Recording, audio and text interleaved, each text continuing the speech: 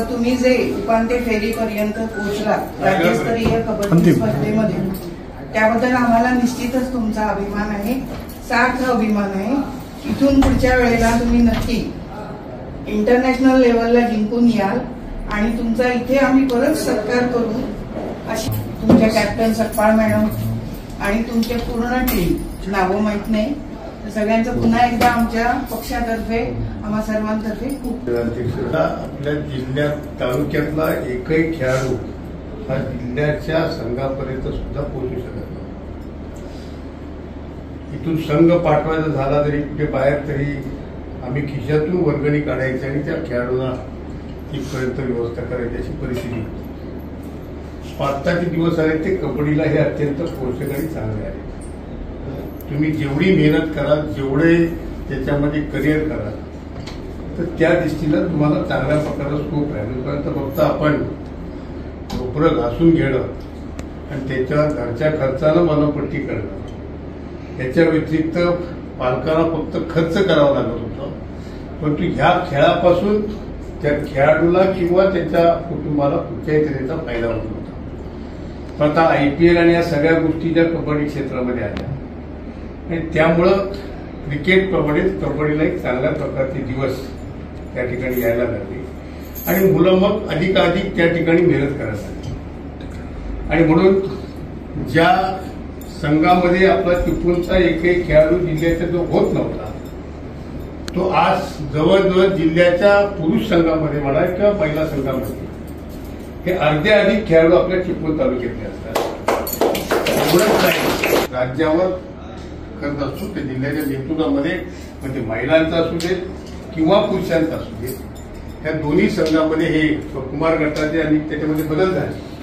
तर पूर्वी आपल्याला फक्त जिल्हा चाचणी व्हायची, आता युवकचा एक निळा कॅडर निघालं की लहान तरुण जी मुलं आहेत ते हायस्कूल पासून कबड्डी खेळतायत, त्यांना चांगल्या प्रकारचा भविष्य स्कोप मिळाला म्हणून कुमार गट तयार झाला. कुमार गटानंतर कुमारिका गट तयार झाला आणि त्याच्यातून मागच्या सुद्धा ठाण्यामध्ये ज्याला स्पर्धा झाल्या त्याला सुद्धा आपण अंतिमपर्यंत पोहोचलो पुरुषांच्या याच्यामध्ये.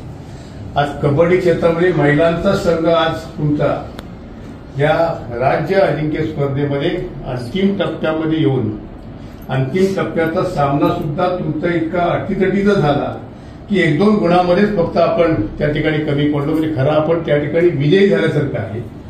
सेमीफायनलचाही माझा सामना अत्यंत टफ झाला आणि त्याचबरोबर फायनलचा सुद्धा झाला. तो फायनलला सुद्धा पुण्यासारख्या बलाढ्य संघाबरोबर आपण फक्त 2 गुणांना त्या ठिकाणी मागे पडलो. 2 गुण जर अधिक मिळाले असते तर कदाचित आपण त्या ठिकाणी विजयी झालो असतो. आणि म्हणून याच्यामध्ये खचून जायचं नाही. आपला बेसिक नैतिक विजय आहे.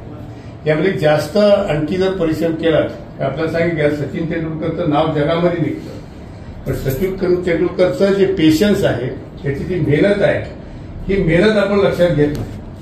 कारण मी ज्याला MIT क्लब तो त्याचा बांधायचा आहे त्या ठिकाणी तेंडुलकरला बघितलेलं आहे की दुपारी 12-12:30ला तो मैदानावर यायचा.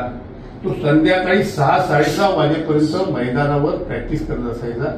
इतके परिश्रम घेतल्यानंतर एक जागतिक कीर्तीचा जागतिक महान खेळाडू त्या ठिकाणी तयार झाला. तुम्हालाही आता यापुढे आज जरी हे झालं तरी मी जास्त कौशल्य कबड्डीमध्ये नाहीये. आता आपल्याला कसं असतं की थोडासा विजय मिळाला, थोडंसं मोठं सिलेक्शन झालं की आपल्याला वाटतं की कुठेतरी आकाश घातला आणि मग आपण त्याच्यामध्ये मग सरावाने याच्यामध्ये कमी पडतो आणि मग पुढच्याला आपल्याला अपयश येतं.